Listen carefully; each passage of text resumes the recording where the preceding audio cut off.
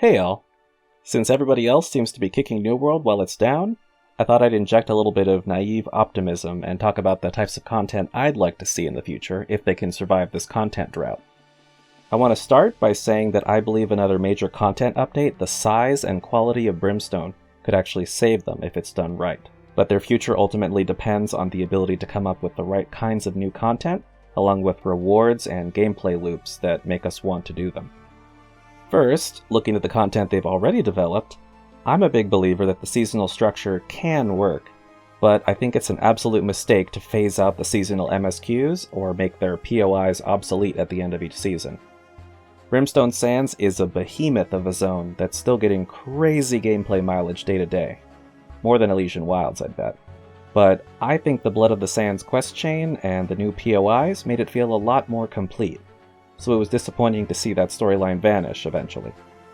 Especially if they're looking to revisit rewards from the hatchery and sandworm trials to keep them relevant, it'd be nice to see them introduce more open world content to keep them feeling like relevant parts of the world. Another elite chest run or two would feel like a solid start, filled with enemies like the Dune Walkers from Season 2 and the Ice Varangians from Season 4.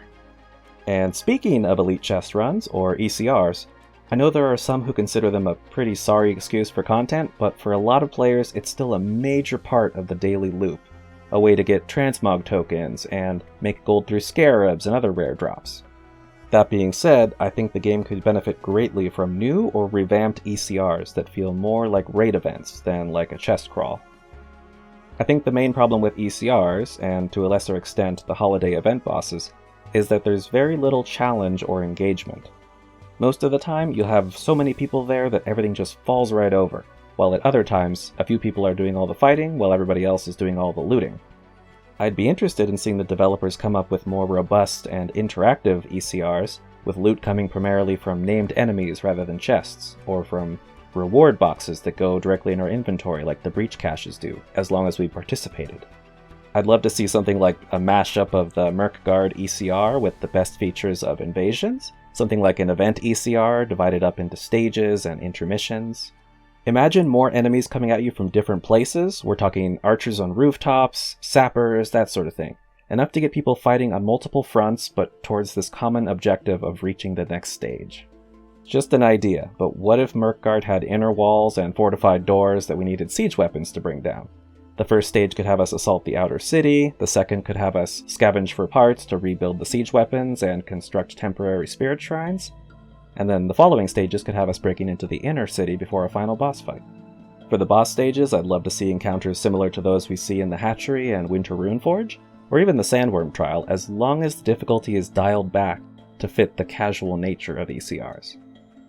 They could even throw some Void Destroyers at us when we're rebuilding the siege weapons. Those are the heads from invasions, which would give us the opportunity to utilize the environment by ducking into buildings and through alleys to break line of sight with the I-beams.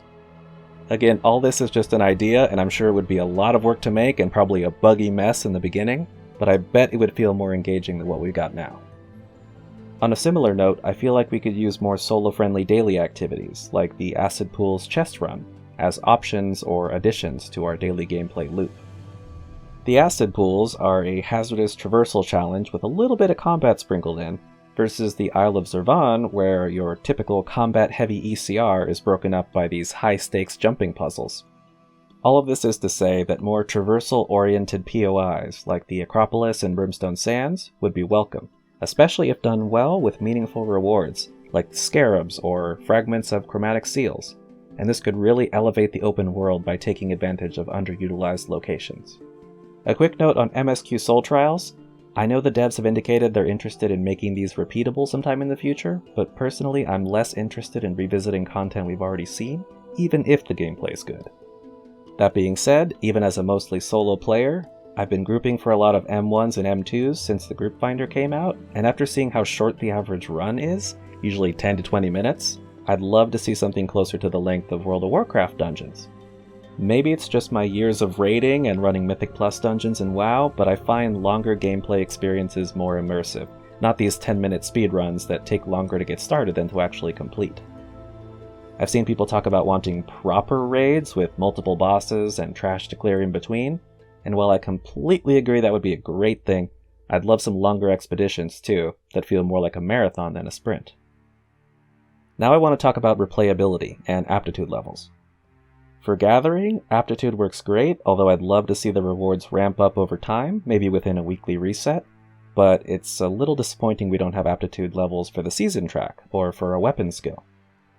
Imagining they added aptitude levels to the season track, I'd love to see them move away from the cards, at least after you finish the pass, and focus on single objectives, like clearing the seasonal expedition or trial, or killing X amount of seasonal enemies.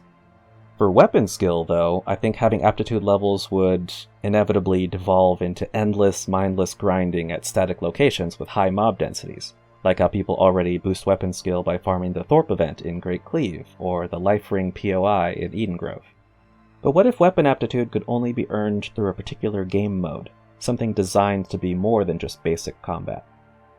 I think about how many times I've heard New World's combat described as one of its strongest features, but also how balancing and in-game realism puts limits on how crazy things can get. What if there was a game mode where we wouldn't have to worry about all those things? A few years ago, World of Warcraft tried its hand at a roguelike game mode with Torghast, an instanced dungeon made up of procedurally generated levels with randomized enemies and layouts. Enemies' health and damage would scale based on group size, anywhere from 1 to 5 players, and most importantly, you'd pick up powers as you progressed that would last the duration of the run, allowing you to customize a different build or selection of powers each visit, depending on your options. Although they never quite achieved balance between the powers each class could get, each one did have a handful of potential powers that could make them pretty much god by a certain point. By the end of each run, the power creep experienced by players would outpace the power creep of enemies, unless you really picked wrong. But that was the point. It was stupid fun, and it compensated for the fact that small-scale combat in WoW generally isn't all that exciting. In New World, though, where small-scale combat can be exciting, at least in my opinion, I'd love to see the devs experiment with this sort of game mode.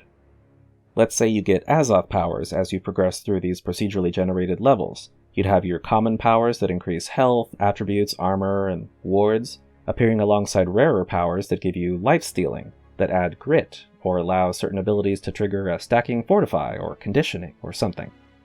Players who excel at avoidance could prioritize powers that increase dodge distance or reduce its cost, while players who prefer to tank through the damage could pick powers that increase block stamina, cause blocks to persist for an extra couple seconds after lowering your shield, or convert the sum of all block damage into a staggering counterattack. They could have powers that enhance individual abilities. Imagine one that increases the cooldown of Ice Spike, but causes each spike to spawn a fortified ice pylon that taunts your enemies. Or a power that converts your Beacon and Sacred Ground into a damaging ground effect to turn your healing into damage. Playing on the strengths of dual weapon combat, you could have powers that compound different abilities, like a Rending Throw that triggers Gravity Well, a Cyclone that triggers Maelstrom, or same weapon compounds like Leaping Shield Bash, Stopping Power Shot, or Rain of Explosive Arrows.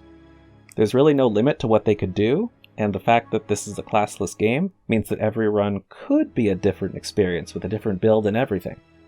Not to mention the fact that players who dislike certain weapons might enjoy them under these specific circumstances, and the popularity of certain powers could help inform dev decisions on how to develop future or existing weapons.